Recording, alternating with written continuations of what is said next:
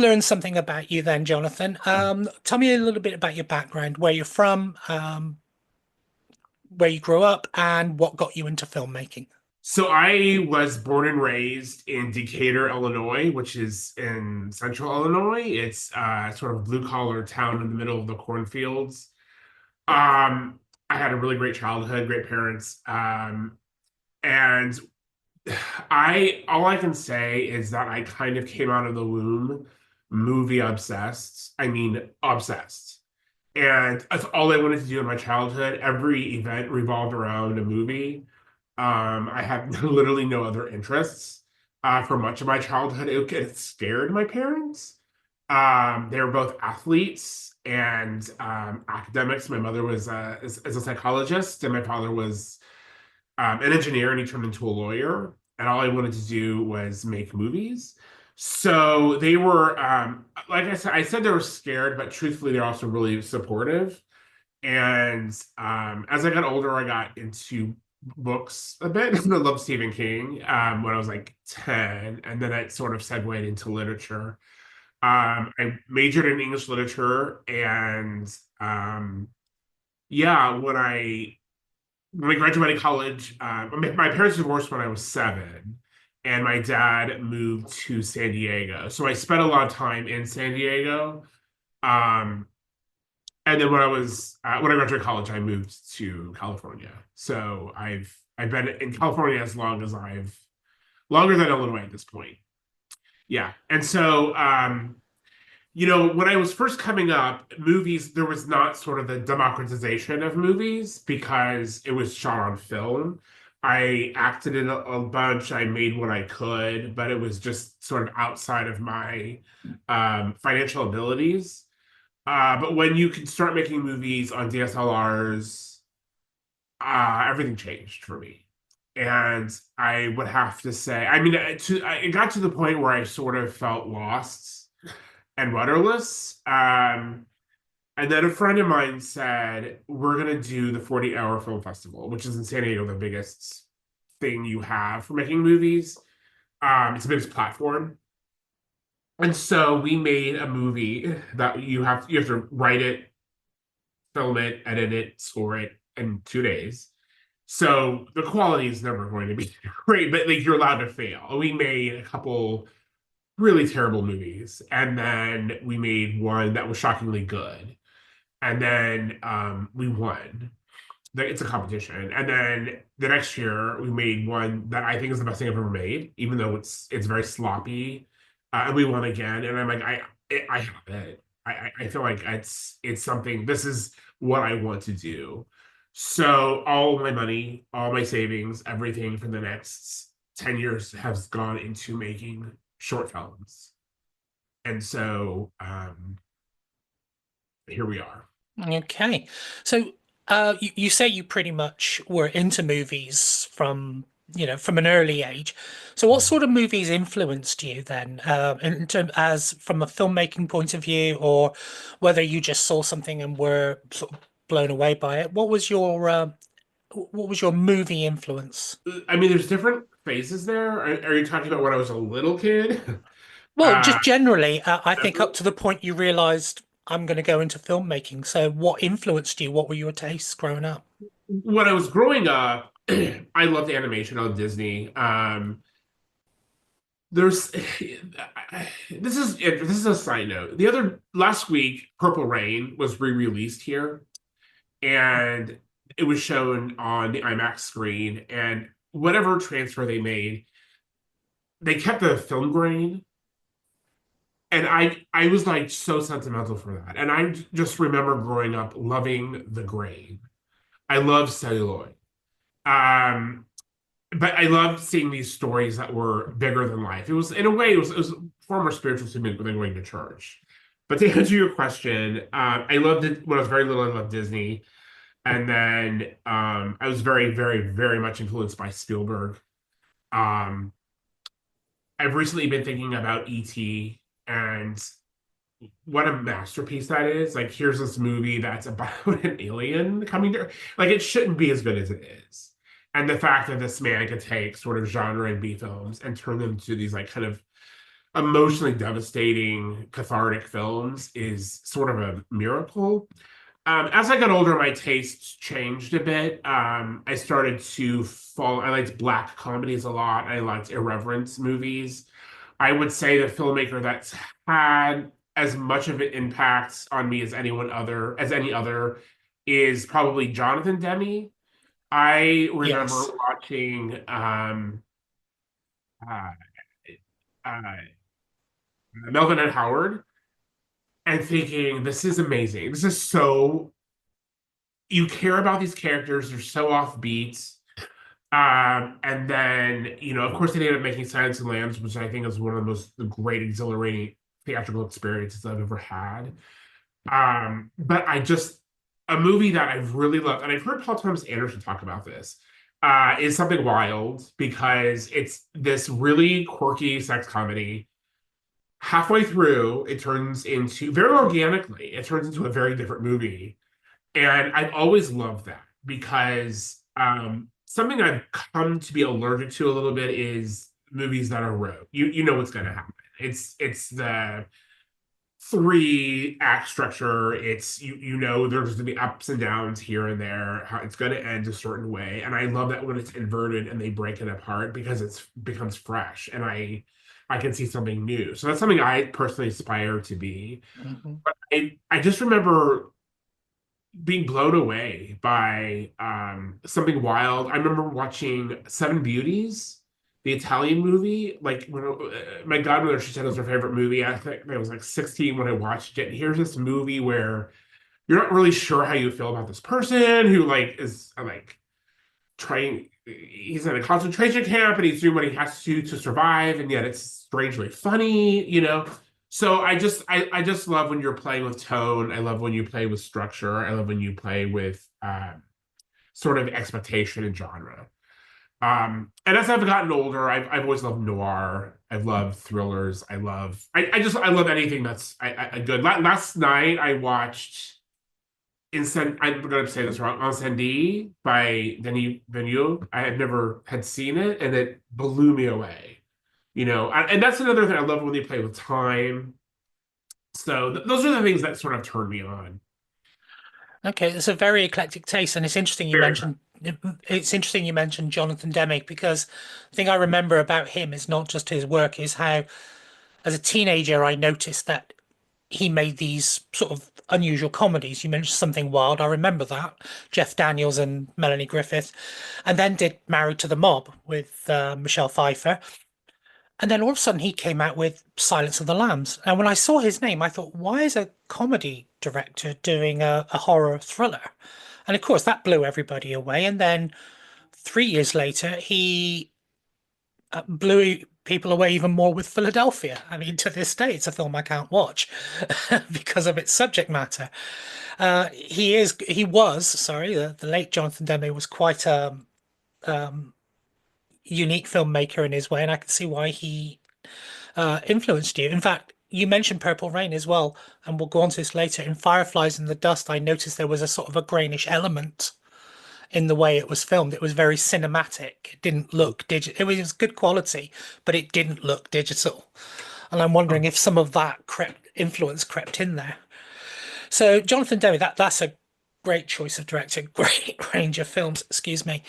fun. So so you mentioned about the 40-hour film festival and having a go at doing a film under very, very intense situations. And you said you came out with this film. Can you tell me a little bit about the film? What it was called, what it was about?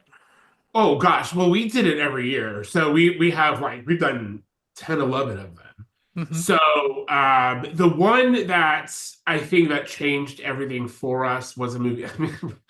I mean, I don't want to show people this because it's so archaic in terms of the technology. It was called Reality Bites, and it was about a movie where the main character jumped from sort of there was a I guess a AI or AI type of generator where she was going from one reality to the next, and they're all movie genres. So that's actually a movie that we want to remake with a budget. We think that would be really fun. And then another one we did was sort of a Wes Anderson inspired comedy, excuse me, mystery. And then the movie that we had done before that was on the festival circuit that did quite well and then opened the doors to Fireflies and the Dusk is a movie called We All Die Alone. And that also started as a 40-hour movie that did really well.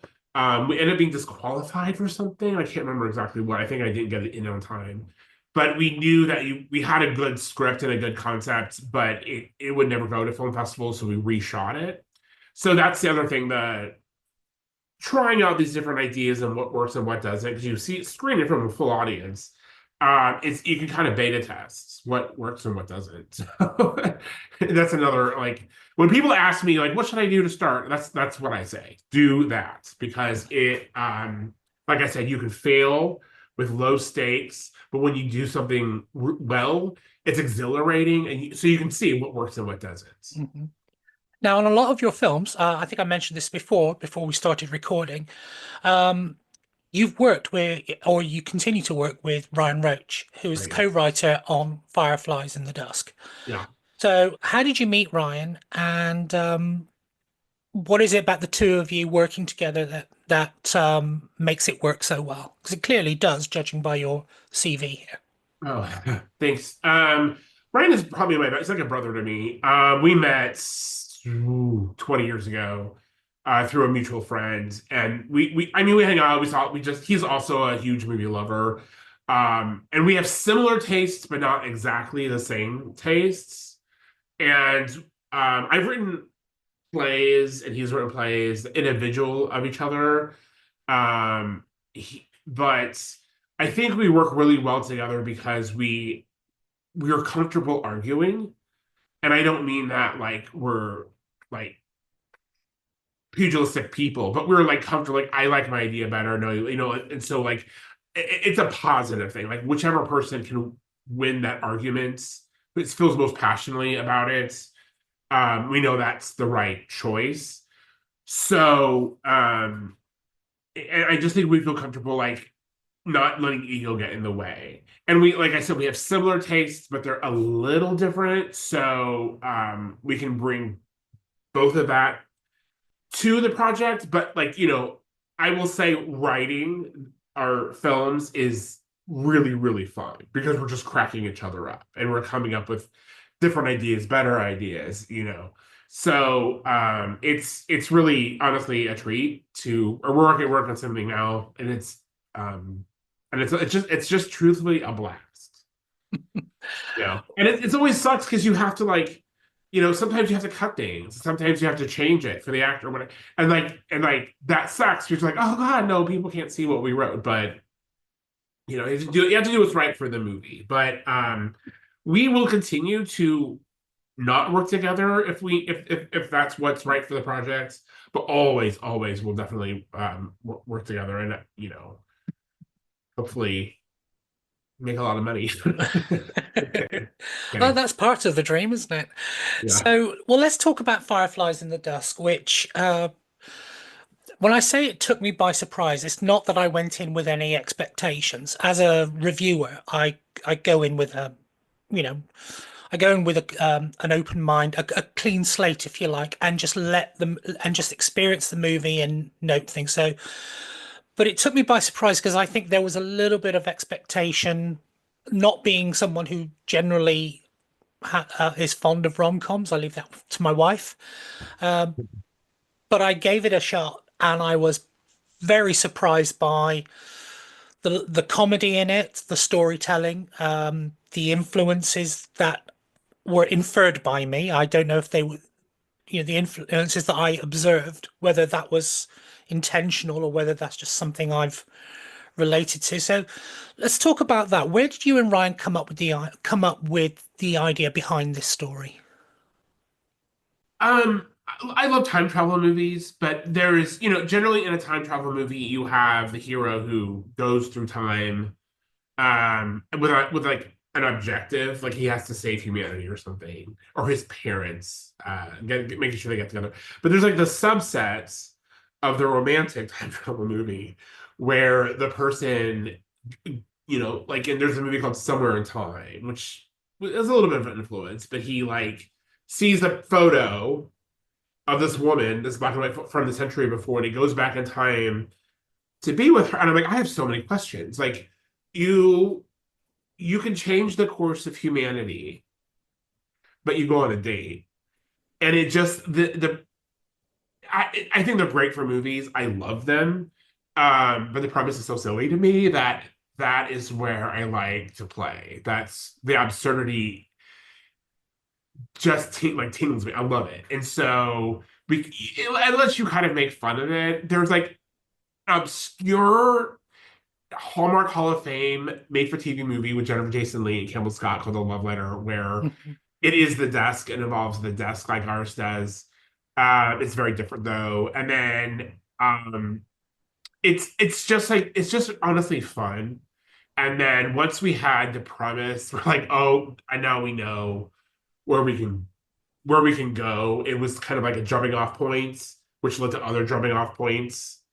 And and then we realized there's an opportunity here for us to kind of talk about something, which is and like you said, there's like it kind of goes where you don't expect, and that's part of what we're talking about.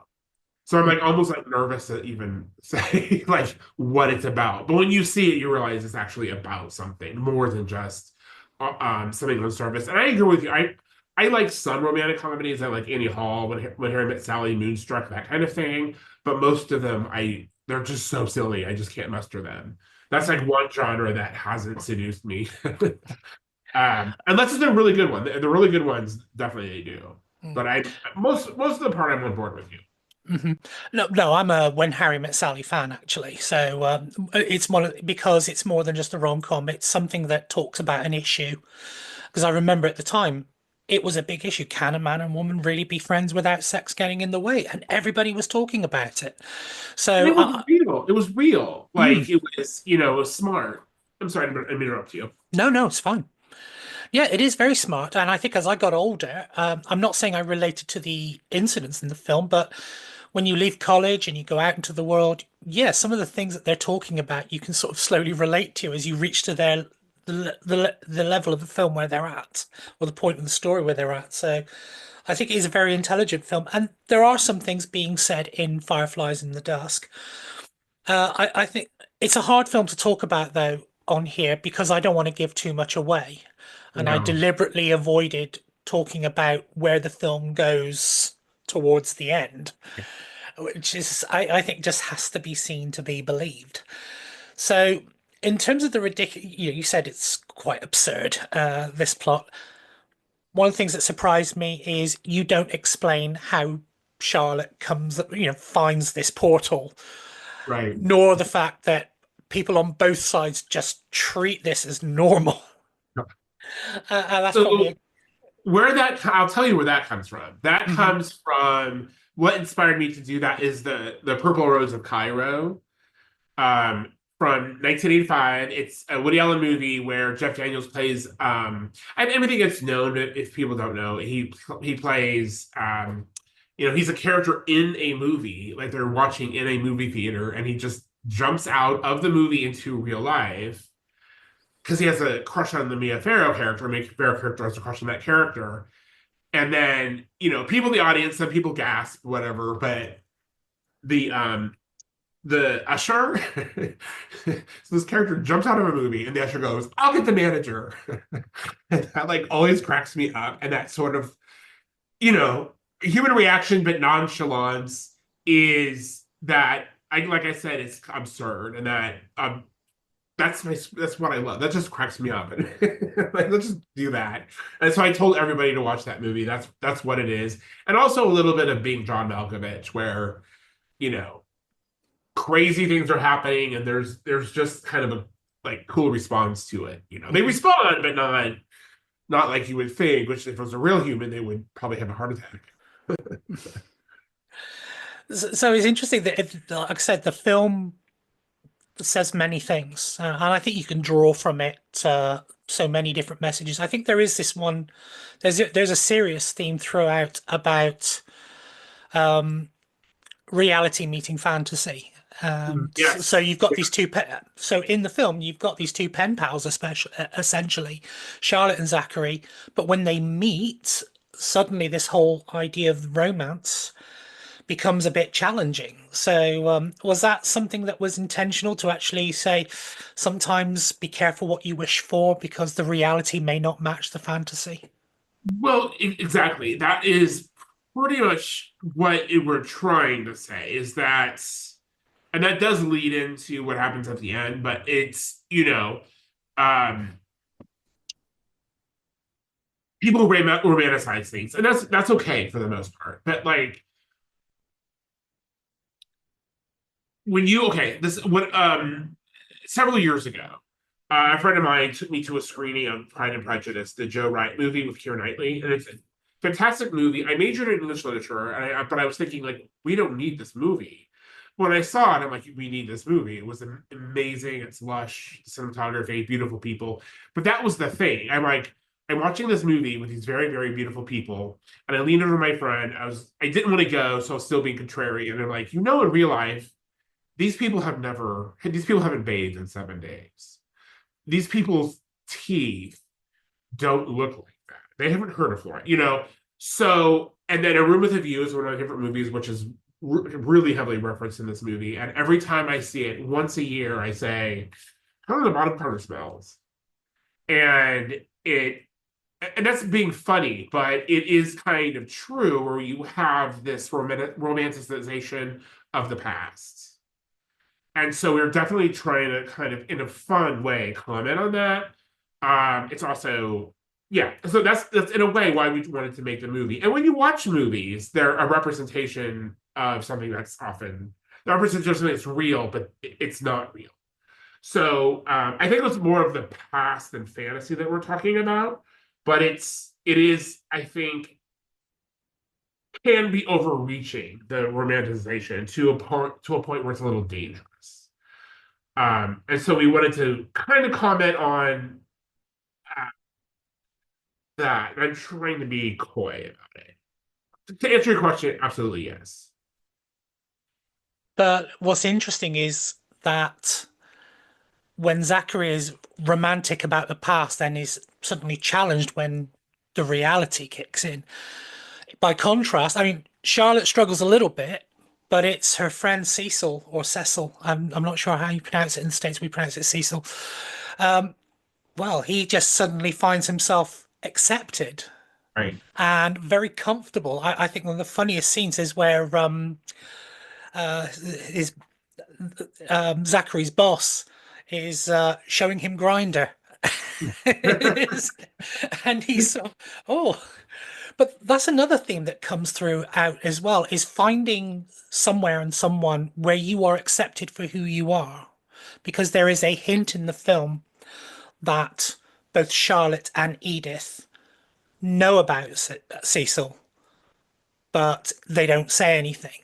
Yet here in the 21st century, he's accepted, he's allowed to be himself, and he is more comfortable in this area than maybe Charlotte is.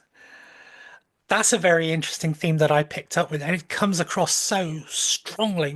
Is that something that's important to you, that For sure. message? For sure. That is, like the Cecil character, it's implied heavily that he's gay. And then in the Victorian era, you could even hint at that publicly, or you would be behind bars. So of course, when he's in the present day, he's going to flourish. And so, you're coming from like a repressed time to a time that's, ultimately made it not as repressed. So he's gonna have the time of his life, and he's not gonna want to go back. So yeah, that was definitely very important to me. And that was again one of the things we're commenting on is the romanization of the past. Things that seems quaint, maybe, uh, could again be repressive, and that's something to think about. It wasn't great for everybody. Even for like gay people, it wasn't great even 30 years ago. I mean, we've only had gay marriage for 10 years, so it's definitely something I'm very struggling and hopefully conveyed convey that in a funny way, but that is an issue I'm very deadly serious about. It certainly comes across because there is definitely something very endearing about the bond between Cecil and Martin. Yeah, It's just lovely, I and agree. has all the hallmarks of, dare I say, a pleasant romantic hallmark film where two people find each other.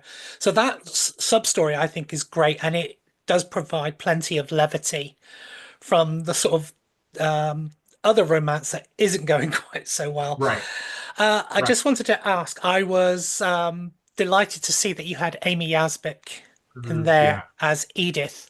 As I said in the review, she's dusted off her English accent from Robin yeah. Hood Men in Tights Right, right. to play this. Um, how did you get Amy to be involved in the film, and what was her take on it when you pitched the idea to her?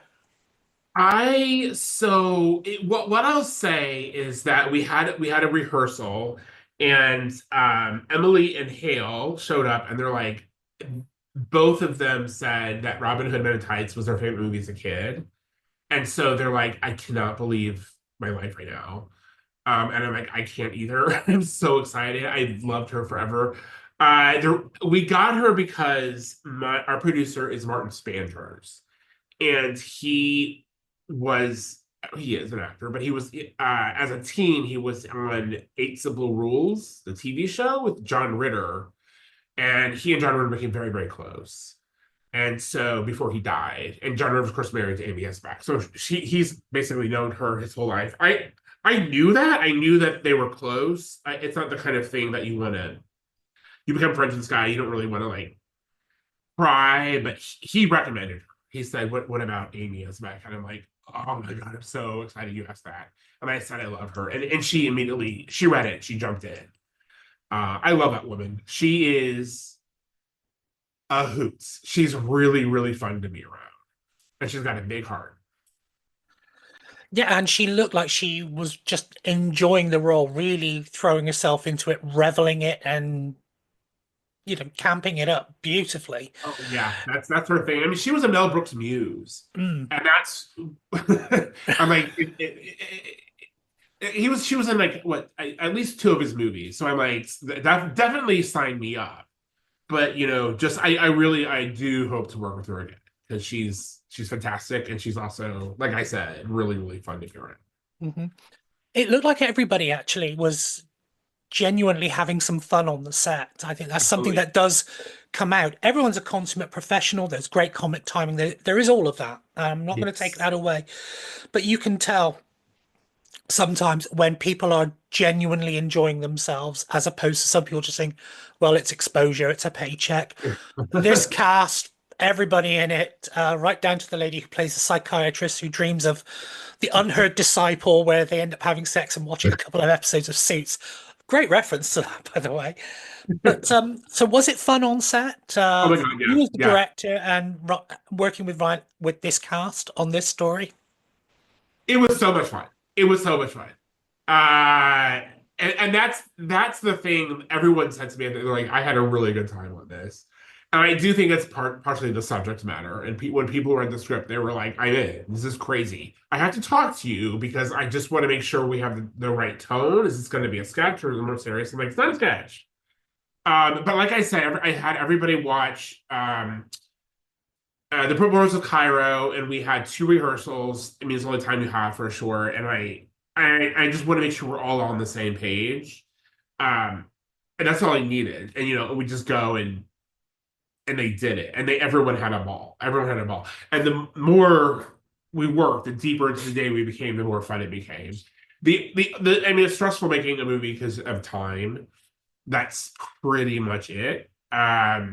But I remember reading several interviews about Quentin Tarantino and how he wants every actor on their next job to be jealous of the job working with him. And that's exactly how I feel. I think if you are having a good time, if you're having fun, if you're letting people do their thing and let them shine, let me show off their genius, you're going to be relaxed. It's only going to have really, really positive benefits. And that's pretty much how I operate. I am proud of that. If anything, we'll have a really good time. It's work. We're making a movie, but I do want it to be collaborative and joyful. And I've read that's how Jonathan Demme worked. People like always talked about how he was just very collaborative. He always asked for their insights. He at the end of the day, it was his decision. I had a very distinct vision for the movie, and as long as we stayed within the parameters of what that was, I just let them have fun. So thank you for saying that, because that's it's particularly this kind of movie. That's what you want to have come across, because if you're watching people the audience is going to have fun. Mhm. Absolutely. And as I said, it's you can if you pay attention, you can tell when people are passionate about a project and those who are in it for the paycheck and are just literally phoning the role in. Don't get me wrong, there are some people who don't need direction. You just place them there, you put the camera, they'll say their lines, they'll be good. But I think when somebody is having a good time, they are involved in, emotionally involved in the project and throwing their all into it, I think it enhances. And in this case here, you do have a very good script. It's funny, it's insightful. It takes a very, very sharp left turn, which really want to talk to you. You mentioned Pride and Prejudice earlier with Keira Knightley. Here in the UK, when we hear Pride and Prejudice on film, we don't think of that one. We think of the BBC adaptation Right. So with that's a what when young I Not Colin Farrell, Colin Firth, first, and his yeah. smouldering Darcy. So Just that's what I was thinking when I said, do we need another one? I mean, because yeah, that is like that's what like set the bar, mm, right? So that's yeah. why I was thinking that. No, that's interesting. And another thing I noticed as well is that with the two timelines are an interesting juxtaposition because you have got the Victorian era sort of repressed, very proper, speaking eloquently, poetically, pronouncing your T's and Q's, and then you've got today with all the slang and the vernacular and sort of almost vacuous style conversation. I Right. don't want to, I know that sounds mean. Um, were you trying to illustrate, were you trying to make a statement about how behavior and speech has changed, or was it just for comic effect that you just have these two compared and it brings out the ridiculousness of both, or shows where we are today compared to yesterday? Yeah, no, I think that was just for comedic effect, Hmm. I think if we're trying to say anything, it's the dangerous romanticization of the past. Beyond that, we just the compare and contrast just was fodder for comedy, honestly. And so I mean we leaned into that for the sake of the joke. Yeah, because if you watch the scenes um, with Emily and Nick, who play Charlotte and Zachary, you've got one reading, writing their letter, and it is beautiful to listen to. It's easy on the ears, and then you've got the other one, which is sort of, "Hey, babe," and Sup, girl? Yeah. yeah. And when you hear that, I mean, you can't help but laugh, can you? It Good. really does sort Good. of. That was our intent. And it's So right at the beginning. You think you're watching. I mean, that's kind of a microcosm for the movie, and it's sort of a setup. You think you're watching one thing. I mean, we're leaning into it really heavily. I think it's going to be a parody, but you think you're watching one thing, and it turns out immediately to be something else. mhm. So if it made you laugh, that's great because Yeah. we were scared. This is happening too soon. The silly. Oh, definitely, it did make me laugh. So I guess I have to ask it this way. What on earth were you thinking when you suddenly took this lovely love story into a very, very dark, dark place? And bloody Well, place, I should point out. what was I thinking? So I will say that is actually the point of the movie, which is the romanticization of the past. And if you go on social media, there's people talking about bringing back X, Y, and Z health issues. Like drink raw milk is one.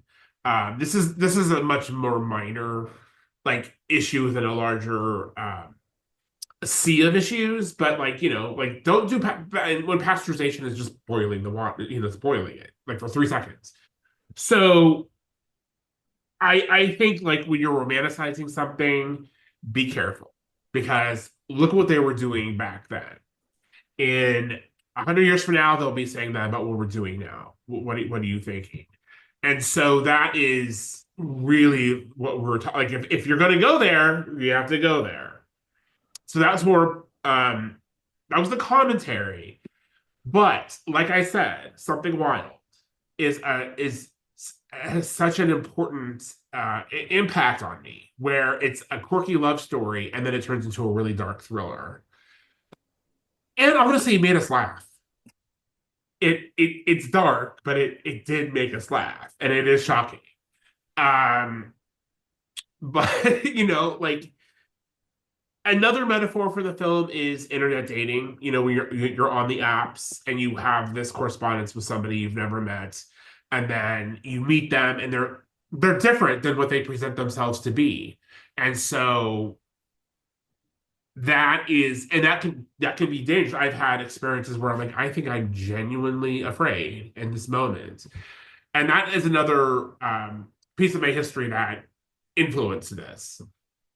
So, but I just think in terms of storytelling, it's just interesting to me. It's I when people make a big swing, when you kind of change gears halfway through and you can pull it off, it's exhilarating.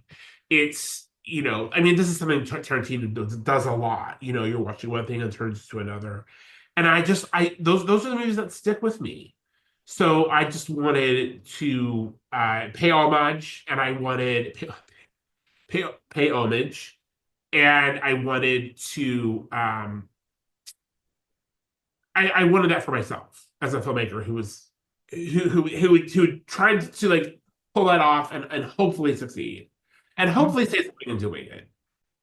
So, in that commentary, then about the dangers of romanticizing the past, Right. this is going to be, I don't know where this question is going to go, but bear with me. Yeah. In that commentary, then, do you think that there is a danger in the current climate of what's going on everywhere, that we are looking to the past and then acting on that, and it's taking us maybe somewhere that we shouldn't be going? 1000%. That's the point of the movie. Is there's a faction of people who in America they're saying, they want to make certain things great again.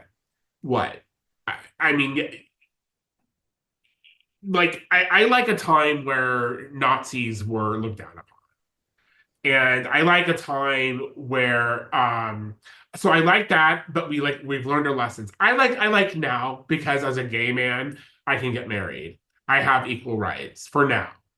Um, there's only a small percentage of people. That's not true. There's a percentage of people who had things better, like say in the 50s, but the tax codes were different.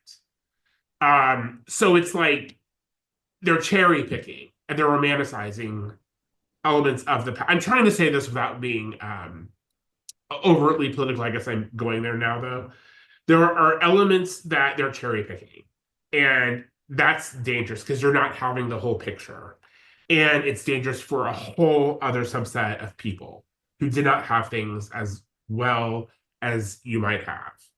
And like I said, and it comes down to, like vaccines and things like that are just they're romanticizing a time that a lot of people died. I mean, what was it, like 1 out of 8 children survived childhood at one point? Like, don't that's not there's nothing romantic there. Like, let's not go back to that.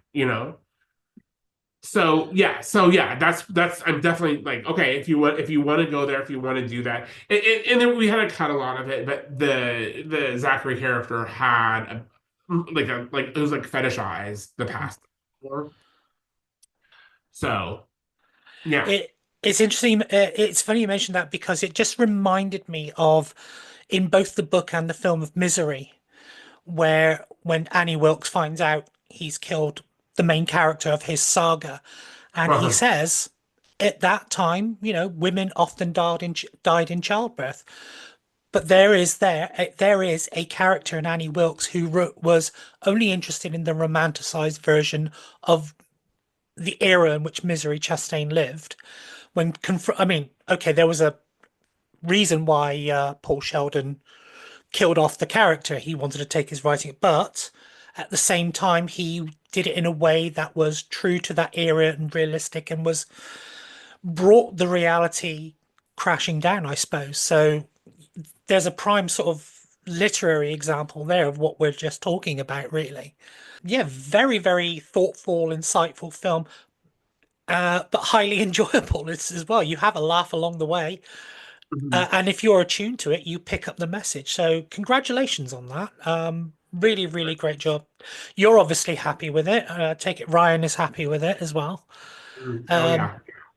so you mentioned it's going to premiere at another film festival. It's definitely going to be at the Cleveland International Film Festival. How are you feeling about that? All excited?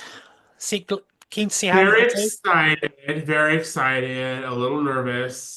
It was our number one pick to premiere, and we got it in on the last day of You're Allowed to Submit.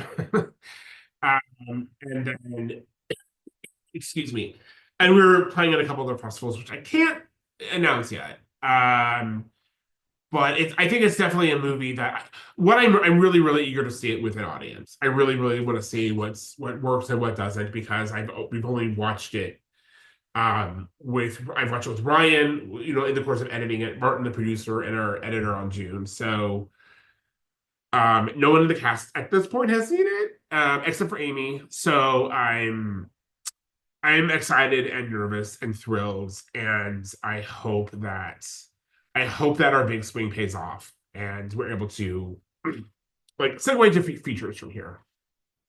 Okay, so just a couple of questions then about the way forward. So off the Yeah. back of this, um, in terms of filmmaking, then, in terms of filmmaking projects, what do you, where do you want to take your filmmaking journey? Do you want to explore some of the themes in Fireflies and the Dusk a bit more or in different ways? Would you like to explore more comedy, or are you going to take different directions? What's your roadmap for your cinematic journey? So as it happens, I also have another short film. It just happened this way, but I have another short film that is a horror. It's not funny, though it has humor, and that is also I can't say it's getting ready to premiere, and another Oscar qualifier. So I'm excited about that.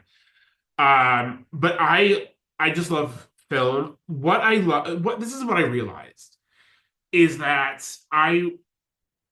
okay. I love Antonioni. I love all of that. But my mother was a psychologist, and she would come home from work, and her area of specialty was sexual abuse against like women and girls. So she came home, and she like the world was weighing on her shoulders. And I love movies, so she take movies, and she's like, Jonathan, I just want to see something entertaining. I just want to watch this movie that's coming out about a talking pig. All I want to do is see movies about talking pigs. That's all I want to do because she's smart as anyone I've ever met, but just that's not you would think you would go into something a little more intellectual, and then you watch Babe, and it's one of the it's a masterpiece. It's a movie about a talking pig, and it's so you can make anything into a masterpiece. Anything can be cinematic, and that's kind of what I want to do. I want to take people on a ride. That's what I realized I love. I love watching like Hitchcock, and I love watching Spielberg, and I love watching um what's this Mike Lee, The Secrets and Lies. This is an independent movie that's as exhilarating as anything you've ever seen. It should be like this kitchen sink soap opera. It is like watching Pulp Fiction. It's like you can't you're so riveted. And so that's what I want to do. I just want to take people on a journey, and I want to have bigger themes and talk about things and talk about bigger themes and like show the human spirit. I really, really do. But I think it's important that I do those things, but you do it in a way that is as entertaining as possible. I might get bored, change my mind, and want to do an Antonio movie when I'm older. I don't know. But right now, that's kind of what I want to make. I remember hearing an interview with Susan Sarandon, this was a long time ago, and she was saying that she thought that the most political movie, because she's an activist, the most political movie she could think of was The Nutty Professor with Eddie Murphy. That's not the kind of movie I necessarily want to make, but it was making a commentary without ever preaching. It never wagged its finger, but it was as political and as overt in its commentary as anything you've seen. And this is the person who produced Dead Men Walking, which also is a riveting movie. So I don't know if I'm answering your question. I think I'm rambling, but I do want to make movies that talk about something that also just, to me, I'm as excited laughing as I am sitting in tension. Watching Whiplash, that last 10 minutes, I literally started applauding in the theater. I'm like, I don't know what's going to happen. I just like, this is so well made. There's nothing better than that for me.